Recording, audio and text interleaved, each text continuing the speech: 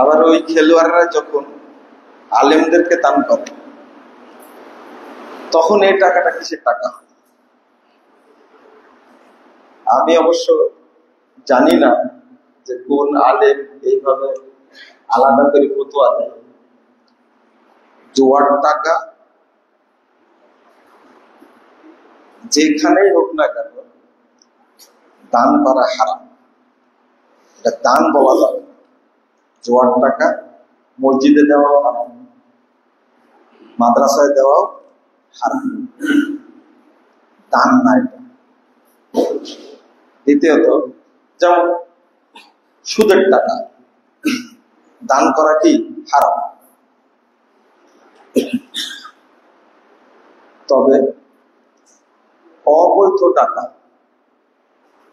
আপনার 1 বছর 2 বছর বাৎসরিক যে প্রফিট বলেন না মুনাফা বলেন, আপনার যে সুদটা আসে, এই সুদটার টাকাটা আমি কোথায় লাগাবো, তাই না? কোথায় লাগাবো? অনেক মানুষের তো বলে যে আমার অবৈধ টাকা, কোথায় দেব টাকা? এই টাকা মসজিদে ব্যবহার করা যাবে না। ব্যবহার করতে হবে জনকল্যাণমূলক কাজে, জনকল্যাণমূলক কাজে, কিন্তু দানের ইচ্ছা করে বলা যাবে, দানের নিয়াত করে দেওয়া যাবে। জনকল্যাণ বলতে বিধবাদেরকে দেওয়া যেতে পারে, তারপরে আপনার রাস্তা করার জন্য দেওয়া যেতে পারে, তারপরে এতিমদের দেওয়া যেতে পারে, যারা রেডি, যাদের সামর্থ্য নাই, অসুস্থ, তাদেরকে দেওয়া যেতে পারে। কিন্তু এই টাকাটা দানের আশায় দেওয়া যাবে না। আশা করি ক্লিয়ার হয়েছে। ঠিক একজন ক্রিকেটার যদি মনে করেন, প্রথম কথা হলো যারা মসজিদে দান করবেন, মাদ্রাসায় দান করবেন, দান যেন কখনো হারাম টাকায় না করে। একজন ব্যক্তি সুদের টাকা মসজিদে দিয়ে দিল, মসজিদে সালাত হবে, তাহলে মসজিদের দোষ নেই। ওই হারাম টাকা মসজিদে দান করার কারণে ওই ব্যক্তির উল্টা পাপ হবে। রাসূল সাল্লাল্লাহু আলাইহি ওয়াসাল্লাম বলছেন, ওয়া ইসরুহু আলাইহি, এই পাপের বোঝাটা তাকেই বহন করতে হবে। কারণ মসজিদে হারাম টাকা দিচ্ছে, পাপ হয়েছে, পাপের বোঝা কাকে বহন করতে হবে? ওকে বহন করতে হবে। আশা করি পরিষ্কার হয়েছে, তাই না? তো আর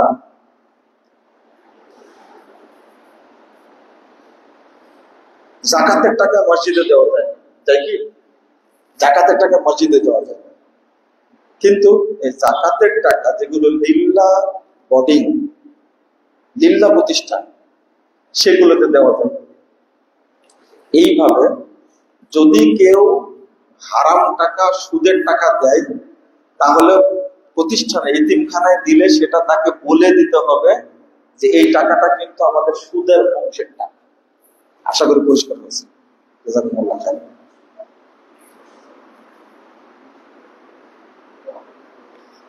আর একটা প্রশ্ন করছেন, এই সমসাময়িক প্রশ্ন আর কি, যে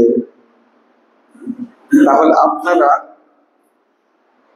কেমন রাষ্ট্র চান? আরো কয়েকটা কথা লিখছে আর কি, আমরা তো সমালোচনা করছি, তাই না? তাহলে আপনারা কেমন রাষ্ট্র চান? ইসলামের রাষ্ট্র। ইসলামের রাষ্ট্রের রূপ রেখা যেটা, সেটা হলো আমরা সালাফদের নীতির বাহিরে যেতে পারি না। আবু বকর রাদিয়াল্লাহু আনহু, তিনি নির্বাচিত হয়েছেন না?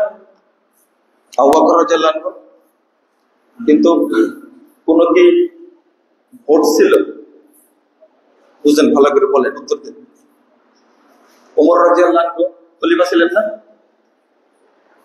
এই আপনাদের মতো ছোট বাংলাদেশের খলিফা ছিলেন নাকি অর্থ জানানের খলিফা? ওসমান রাদিয়াল্লাহু আনহু, আলী রাদিয়াল্লাহু আনহু, হাসান, হুসাইন, মুয়াবিয়া রাদিয়াল্লাহু আনহু, ইয়াজিদ, তারা কি আপনাদের মতো ছোট বাংলাদেশের খলিফা ছিলেন? না। বিশাল সাম্রাজ্যের খলিফা।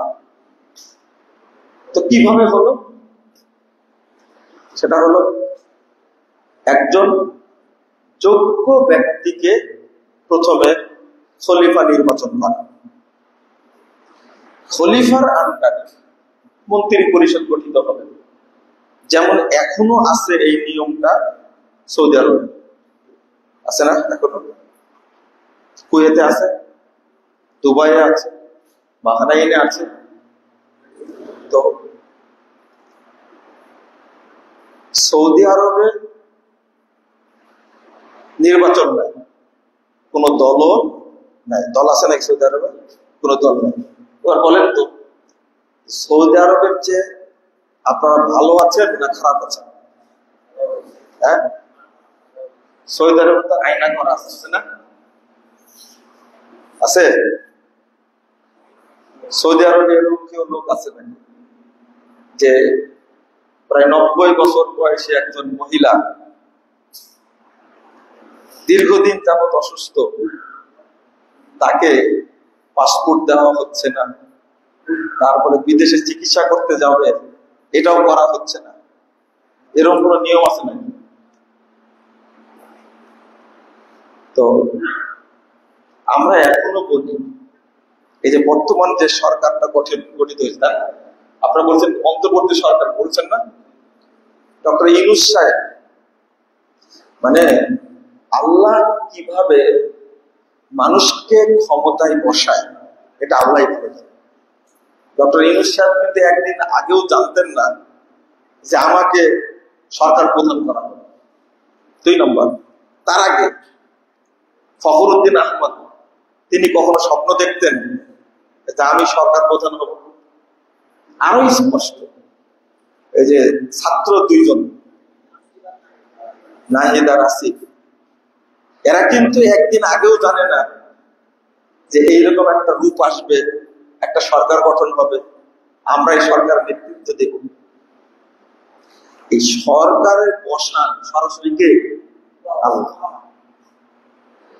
তো এখানে এই রূপটাই ধরেন, আজকে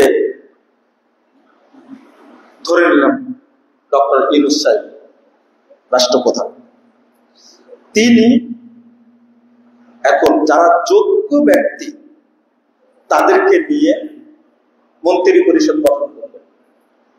এর আগে ফুল মন্ত্রী ছিলেন কতজন মনে আছে আপনাদের? 27 জনের মতো। এখন যে আসছে উপদেষ্টারা কয়জন আছে এখানে? 21 জন। এখন 21 জন ফুল মন্ত্রী, মন্ত্রী, প্রতিমন্ত্রী, উপমন্ত্রী দিয়ে 63 জন। এখন যদি এই পরিষদটাই বাড়ানো যায়, এই পরিষদটা যদি বাড়ানো যায়, কিভাবে বাড়াবেন? যোগ্য ব্যক্তিকে, এই যে আমরা মুখে বলি একটা কথা, জাতীয় সরকার গঠন করব, তাই না? জাতীয় সরকারটা কি? এই জাতীয় সরকারটাই হলো ইসলামী সরকার রূপটা। এই যে আন্দোলনের সময় বিএনপি জাতীয় সরকার গঠন করার জন্য একটা অ্যাপ্লাই করলো যে কোন কোন দল একমত পোষণ করবেন, সবাই কিন্তু করছে। এখন দেখেন কি হয়েছে, এখন হয়েছে এরা সবাই আলাদা। জামাত ইসলাম বলতেছে আমরা আলাদা, বিএনপি বলছে কি আমরা আলাদা। জাতীয় সরকার গঠনের সময় কি এক ছিল, এবং তাদের ইয়াগুলোতে রেকর্ড আছে, একটু বুঝেন আপনারা। এখন সবাইকে নিয়ে, মনে করেন মির্জা ফখরুল ইসলাম সাহেব অভিজ্ঞ মানুষ, তাকে একটা মন্ত্রণালয়ের দায়িত্ব দেন। অর্থনীতিবিদ একজন হিন্দু, ডক্টর দেবপ্রিয় ভট্টাচার্য, অনেক অভিজ্ঞ মানুষ, হিন্দু হোক, তাকে অর্থমন্ত্রীর দায়িত্ব দেন। কথা কি বুঝলেন না আপনারা? তারপরে যে যে বিষয়ে অভিজ্ঞ, আমরা যত 21 জন মানুষ অভিজ্ঞ বের করতে পারছি, তা আমরা আর 20 জন মানুষ বের করতে পারবে না? অবশ্যই পারবে। তাদেরকে নিয়ে এইভাবে 5টা বছর চালাতে দেন দেখি, চলুক, এইটাই ইসলামের কি রূপরেখা। কিন্তু চালাতে হবে। সংবিধানটা কি হবে? কোরআন এবং সৌদি আরবের কোন সংবিধান আছে? কোন সংবিধান নেই। কুয়েতে কোন সংবিধান আছে? সংবিধানটাই হলো কোরআন এবং সুন্নাহ। বিচার করতে নির্দেশ দিয়ে দিবে, একদিনে বাংলাদেশ যেতে হয়ে যাবে, কোনো দল থাকবে না, কোনো দল থাকবে না। কিন্তু আপনারা মেনে নেবেন এটা? পাতি নেতাও মেনে নেবে না, না আমার দল ক্ষমতায় থাকবে, তাড়াতাড়ি নির্বাচন দেবে, তাই না? আমরা কিন্তু এটা চাই না। আমি বলি ছাত্ররা দেশ চালায়, আপনারা সব স্টপ থাকেন, ছাত্ররা দেশ চালান। ছাত্ররা বলে দিক অমুক ব্যক্তি যোগ্য আছে, অমুক ব্যক্তি যোগ্য আছে, এরাই মন্ত্রী পরিষদ গঠন করুক, চালাক দেখি। দুর্নীতি করবেন, খুনাখুনি করবেন, কোনো সুযোগ থাকবে না, তখন সবাই সোজা হয়ে যাবে। এটা আমার ওপেনিয়ন, পরিষ্কার। আজকে এই উপদেষ্টা, এই যে আইন উপদেষ্টা আছেন কে? আসিফ নজরুল সাহেব, তাই না? আইন বিষয়ে তার ভালো জানা। ঠিক শিক্ষা উপদেষ্টা আপনারা একজন নিয়েছেন, যদি তার চেয়ে যোগ্য থাকে তাকে নেন আপনি। প্রতিমন্ত্রী থাকে, উপমন্ত্রী থাকে, থাকে না? তা আপনি নিচ্ছেন না কেন? এইভাবে যদি একটা সরকার গঠন করা যায়, একটা বড় করেন আপনি, চালান দেখি। এখন দেশের প্রত্যেকটা মানুষ কথা বলুন, যে কথাগুলো কোনোদিন খুতবায় বলতে পারি না আমরা, এই কথাগুলো আমি বলছি, আমি বলতে পারছি। এখন খুতবা দেওয়ার পরে কেউ ফোন দেয় না, এই বিষয়ে কেন আলোচনা করলেন, রাজনীতির বিষয় কেন আসলো এটা? 5 আগস্ট আপনারা 5 আগস্টকে বলছেন 36 জুলাই, হলো 36 জুলাই বলেন। খুতবা দিয়েছি আমি আগস্টের 2 তারিখে। কি মুসিবত! আমাকে ডিবি, তারপরে কি সিআইডি, এনএসআই, ডিজিএফআই, আপনি এই গণভবনের সামনে আপনি খুতবা দিলেন এই বিষয়ে। আমি বললাম যে আমার ব্যাকগ্রাউন্ড কি সেটা দেখে নাই, ফালতু বিষয় নিয়ে কথা বলেন না। আমরা স্পষ্ট ভাষায় কথা বলতে চাই, আমরা কারো চৌর্যবৃত্তি করি না। আমি বলেছি, আরে গৃহবন্দী করে রাখার মতো পরিষ্কার বক্তব্য দিছি। আমি ইসলামের আলোকে বলবো না? এই জন্য প্রশ্ন আসছে আপনাদের কাছে যে আপনারা কি চান আসলে? এই সরকার সম্পর্কে সমালোচনা করছেন, সমালোচনা কেন করব না? এখানে বাংলাদেশের মানুষের চেতনা কি ইসলাম চেতনা না? কয়জন ইসলামপন্থী আছে? বুঝেননি মনে কথাটা? কয়জন ইসলামপন্থী আছে এখানে? উপদেষ্টাদের আমরা চিনি না, তাদের ব্যাকগ্রাউন্ডটা জানি না আমরা। একজন ব্যক্তিকে আলেম হিসাবে নিছেন, 21 জনের মধ্যে একজন কেন? বুঝেননি কথা? তো বলবো না এটা? আবার গত সরকারের সমালোচনা করছেন, গণতন্ত্রের সমালোচনা করছেন, করবো তো সমালোচনা, সুযোগ এটা আপনাদের বোঝানোর সুযোগ, বুঝাবো আমরা ইনশাআল্লাহ। আশা করি বুঝতে পারছেন, তাই না? এটা নিয়ে আপনারা একটু চিন্তা করলেই হবে। এখন সুন্দর আছেন, এইটাকে যদি ইসলামীকরণ করা হয় আরো সুন্দর হবে ইনশাআল্লাহ। আর সংবিধান হবে কি? কোরআন সুন্নাহ। কিন্তু না, যেটা এই যে খালেদ হোসেন সাহেব, আমি বলবো দ্রুত পিস টিভি চালু করাবো। পিস টিভি এখনো চালু হয়নি, কিন্তু বুঝছে? পিস টিভি চালু করতে বলেন তো কয় ঘন্টা লাগতে পারে? 1 মিনিটও লাগবে। পিস টিভির জন্য স্টুডিও লাগবে না, শুধু সম্প্রচারটা কি করে দিবে? ওপেন করে দিবে। সেটাই হচ্ছে না এখন পর্যন্ত। মানে দোয়া করা, উনি শুধু কি করতে পারবেন? দোয়াটা করে দেবেন। মৌলবীদের কোনো গুরুত্ব দেওয়া হয় না। অথচ ইসলাম পথে মানুষ শাসিত হচ্ছে কি দ্বারা? কি দ্বারা শাসিত? এটা তো বলার তো সুযোগ আছে, কেন করে দিবেন না এটা? আর ইসলামী দলগুলোর মধ্যে যে রেশারেশি, গুতাগুতি, মারামারি, এক একজন এক একটা নিয়ে, সবাই বলি মক্কা আমাদের কেবলা, সবাই বলি আল্লাহ, আমাদের রবকে আল্লাহ, সবাই বলি আমাদের পিতাকে আদম। আর বেটা বলতে পারেন না কেন? আমার দায়িত্ব হলো কোরআন হাদিস মেনে যাও। জামাত ইসলাম বলে এক কথা, মওদুদে জামাত সেটাই মানে। আর চরমোনাই বলে আমার বাপ দাদা যা বলেছে সেটাই চলবে। হেফাজত বলে না, দেওবন্দ যেটা বলেছে ওটাই চলবে। আর আহলে হাদিসরা বলে কারো কথা না, কোরআন এবং সুন্নাতে যেটা সেটা চলবে। কথা কি পরিষ্কার হয়েছে? এই জন্য আমরা বলি কোরআন এবং সুন্নার ভিতরে দেশ চলবে। আর ফ্রেমটা এটাই। দায়িত্বের 5 বছর তালাক আমরা দেখি দেশের জনগণ কে দুর্নীতি করে, দেখি কে আইন মানবে না, দেখি। বুঝতে পারেন না কথা? 3-4 দিন ছাত্ররা দেশ চালাইছে না, কি ডিসিপ্লিন ছিল না সেই সময়? ওই রোডে তো জ্যাম ছিল না, একটা টাকা ঘুষ খেতে পারেনি। পুলিশ ঘুষ খায়, আনসার ঘুষ খায়, তারপরে কি বলে সিকিউরিটি সব ঘুষ করে হাজার হাজার কোটি টাকা ইনকাম করেছে। 5 বছর দেন টাইম কি বিরোধী দল নিয়ে ধরল, এই 5 বছর কিচ্ছু থাকবে না, দেখবেন সব অফিস ঠিক মতো চলবে। আজকে এয়ারপোর্টের দৃশ্য চেঞ্জ হয়ে গেছে। চেঞ্জ হয়ে গেছে কেন? চেঞ্জ হবে দৃশ্যটা পরিষ্কার। এখন ঘুষ দিয়ে কাজ করার কোনো সুযোগ নাই, বৈধ যেটা সেটাই হবে। আল্লাহ যেন আমাদের বুঝার তৌফিক দান করেন। ইমামের বরাবর পিছন দিকে দাঁড়াতে পারবে এবং তার কি যোগ্য থাকতে হবে? ইমাম বরাবর পিছনে দাঁড়াবে যারা জ্ঞানী মানুষ, হাদিসে আসছে। আর জ্ঞানী মানুষ না থাকলে যে কেউ দাঁড়াতে পারে। জ্ঞানী মানুষ বলতে যারা দ্বীন সম্পর্কে জানে, এটা হাদিসে উলুল মুহা হাদিসে আসছে। যারা দ্বীন সম্পর্কে তারা জানে। ইমাম যদি সালাত ছেড়ে দেয় তাহলে সে যে যেন ইমামতি করতে পারে। ইমামের অনুমতি ছাড়া একামত দেওয়া যাবে কি? অনুমতি লাগবে না, হাদিসে আসছে। ইমাম উপস্থিত হলে মুয়াজ্জিন কি দিবে? একামত দিবে, হাদিসটা আসছে। আল্লাহ রাসূলকে সাহাবীরা দেখতে পেলেই একামত দিয়ে দিতেন। রাসূল সাল্লাল্লাহু আলাইহি ওয়াসাল্লাম বাসার সাথে তো মসজিদ ছিল, মসজিদ নববী, বের হয়েছে দেখতে পেলে কি দিতেন? একামত দিয়ে দিতেন। যে ইমাম যাকাত ও ফিতরা খায় সেই ইমামের পিছনে নামাজ পড়া যাবে কি?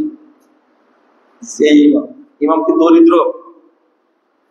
বুঝেন না কথাটা? যেমন দরিদ্র মানুষ যদি ইমাম হয়, হতে পারে সে যাকাত ফিতরা খেতে পারে। আপনার লিখতে হবে এখানে যে সচ্ছল ইমাম। এই সচ্ছল ইমাম যদি হয় যাকাত ফিতরা সে খেতে পারবে।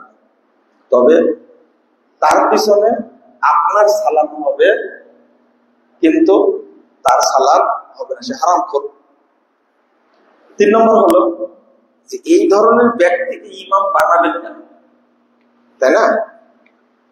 সে ত্রুটিপূর্ণ ব্যক্তি, সে সচ্ছল হওয়া সত্ত্বেও যাকাত ফিতরা কি খায়, তাকে ইমাম বানাবেন কেন? এটা দায়িত্ব কি আপনাদের না আমার? আপনাদের দায়িত্ব। এরকম ইমাম বাদ দিবেন। আর যদি দরিদ্র হয় তাহলে আপনারা তাকে যাকাত দিবেন, ফিতরা দিবেন, কোনো সমস্যা নেই, এটা হাদিসে তো আসছে। ইমাম মুসাল্লায় যাওয়ার আগে মুসল্লিরা কাতার বেঁধে ফেলে, এটা কি ঠিক? হ্যাঁ, কোনো সমস্যা নেই, দাঁড়াতে পারবে। ইমাম আসছে দাঁড়ায় যাবে। তবে কাতার সোজা করার পরে তারপরে ইকামত দেয়, এটা এক জাহেলিয়াত, একটা মূর্খতায়। বুঝলেন? ইকামত শুনে মুসল্লিরা কি করবে? কাতার সোজা। কিন্তু বর্তমান মসজিদ গুলোতে হয়েছে এরকম যে আগে সব দাঁড়ায় যায়, তারপরে কি দেয়? ইকামত। আজান হলো মসজিদে আসা আহ্বান, আর ইকামত হলো কি? কাতার করা আহ্বান। এটা পরিষ্কার জানার কথা। আপনাদের প্রশ্ন শেষ? বলেন।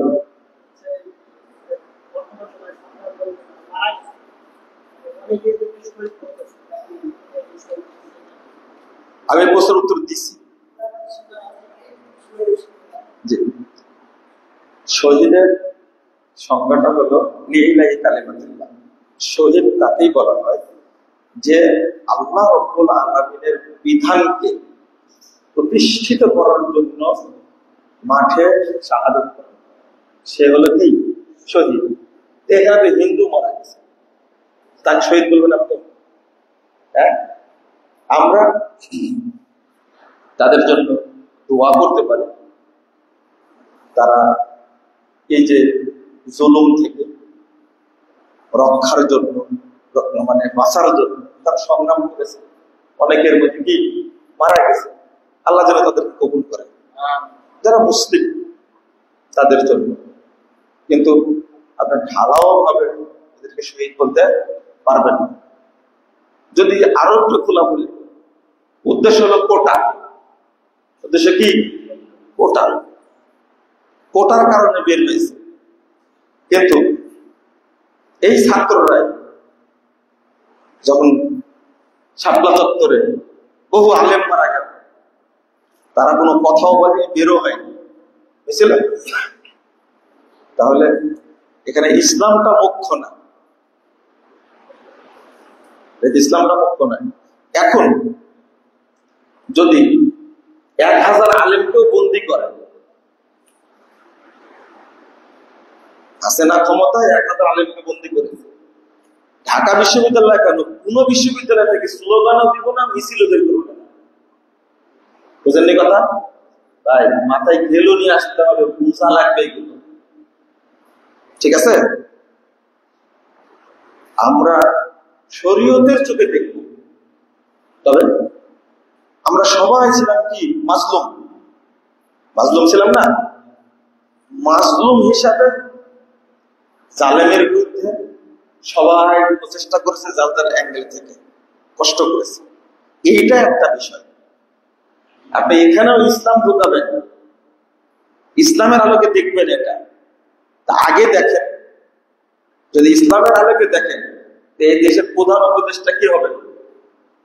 সবচেয়ে বড় আলেম যিনি, তিনি হবেন না? কিন্তু সবচেয়ে বড় শিক্ষিত তিনি হয়েছেন ঢাকা বিশ্ববিদ্যালয়ের ভিসি, তাহলে কে হবে? এইগুলো বিশ্লেষণ করবেন। শুধু হুজুরকে কথা বললে হবে না। যদি 100 মসজিদ বন্ধ করে দেয় বাংলাদেশে, আছে না সরকার 100 মসজিদ বন্ধ করে দিয়েছে, কোন বিশ্ববিদ্যালয় একটা তো শব্দ করবে? একজন। তাদের দরকার কোটা। কোটা আন্দোলনটা রূপ দিয়েছে কিসে? যখন দেশের সমস্ত মাজলুম মানুষ কি যোগ দিয়েছে, তখন হয়ে গেল প্রায় দফা 9 দফাতে চলে গেল 1 দফা। কোটাই ইস্যু ছিল এটা, এখনো ওইটাই আছে। ইসলাম নিয়ে দেশে কেউ ভাবে না, কারো চিন্তাও নাই। কিছু কিছু ছাত্র আছে আলহামদুলিল্লাহ, এদের মধ্যেই যারা ইসলামকে ভালোবাসেন, ইসলাম পছন্দ করেন। এটা কতটুকু এগিয়ে নিয়ে যেতে পারে আল্লাহ জানেন। রাগ করলেন আপনারা? ঠিক আছে, শুকরিয়া, জাযাকুমুল্লাহ খায়রান। সুবহানাকাল্লাহ।